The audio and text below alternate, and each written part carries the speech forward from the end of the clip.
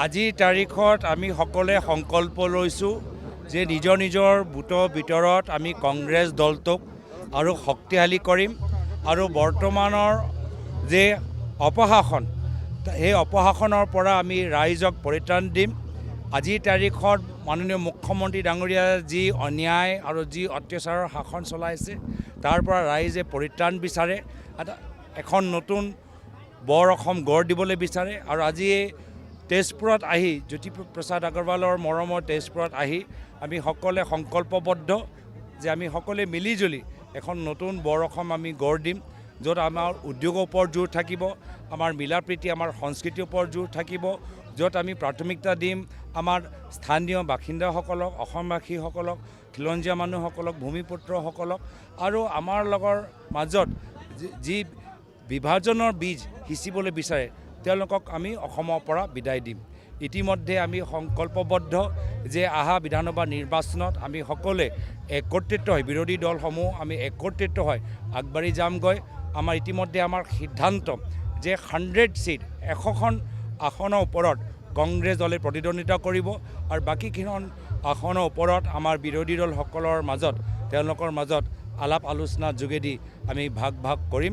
কিন্তু 100 আসন ওপৰত কংগ্ৰেছ দল নিজে নিজৰ প্ৰাৰ্থীৰ যোগেদি প্ৰতিদ্বন্দ্বিতা চলাব।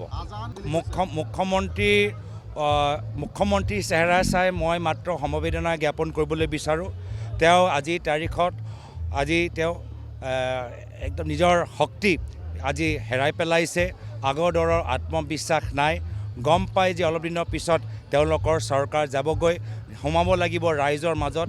ৰাইজে প্ৰশ্ন কৰিব যে ক'ত বাগান কিনিছে, ৰাইজে প্ৰশ্ন কৰিব যে ক'ত কোম্পানী ল'ৰা নামত খুলিছে। এইবোৰ প্ৰশ্ন উত্তৰ তেওঁলোকৰ ওচৰত নাই। তো নিজৰ ভৱিষ্যত অন্ধকাৰ চাই আজি আবুল তাবুল কথাবোৰ ক'বলৈ আৰম্ভ কৰিছে। মোৰ ফালৰ পৰা মোৰ মাত্ৰ সমবেদনাহে জ্ঞাপন কৰিব পাৰোঁ।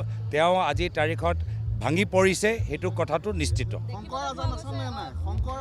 মুখ্যমন্ত্ৰী এইবোৰ কথাই তেওঁলোকৰ মনটো ভাঙি গৈছে, মনটো তেওঁ অস্থিৰ, তেওঁলোকৰ নিজৰ ভৱিষ্যত অন্ধকাৰ দেখা পাইছে।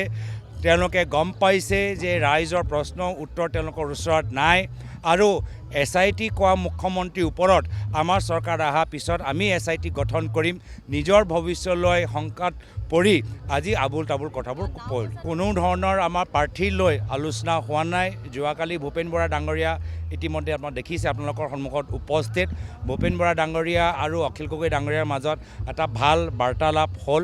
আকৌ মই পুনৰ দোহাৰিছোঁ যে কংগ্ৰেছ দল 100খন আসনৰ ওপৰত আমি প্ৰতিদ্বন্দ্বিতা কৰিম আৰু বাকীকেইটা আসনৰ মাজত কেনেদৰে ভাগ হ'ব আলাপ আলোচনাৰ যোগেদি সেইকেইটা আপোনালোকে ৰাইজৰ মাজত আনুষ্ঠানিকভাৱে ফলাফল আপোনালোকে দেখা পাব। তেওঁলোকৰ মাটিৰ লগতহে বিজেপি দল মাটিৰ লগত জড়িত। তেওঁলোকৰ বিধায়ক মাটিৰ ৰেট জানে, তেওঁলোকৰ বিধায়ক গৰুৰ দাম জানে, তেওঁলোকৰ বিধায়কৰ এটা কয়লা ট্ৰাকৰ পৰা কিমান লাখ টকা সংগ্ৰহ কৰিব লাগে সেইখিনি জানে। তেওঁলোকৰ মানুহবোৰ জানে যে ক'ত বাগানত আজি কিনিব পাৰে, তেওঁলোকে জানে যে ক'ত মানুহৰ যি উদ্যোগ নিজৰ পৰিয়ালৰ নামত আনিব পাৰে, তেওঁলোকে সেই জানে।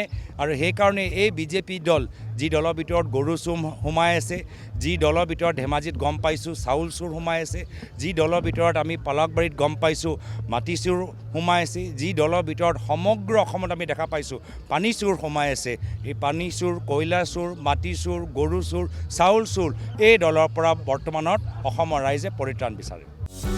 যিকোনো খবৰৰ বাবে যোগাযোগ কৰক আমাৰ এই নম্বৰত 9181 307 2221।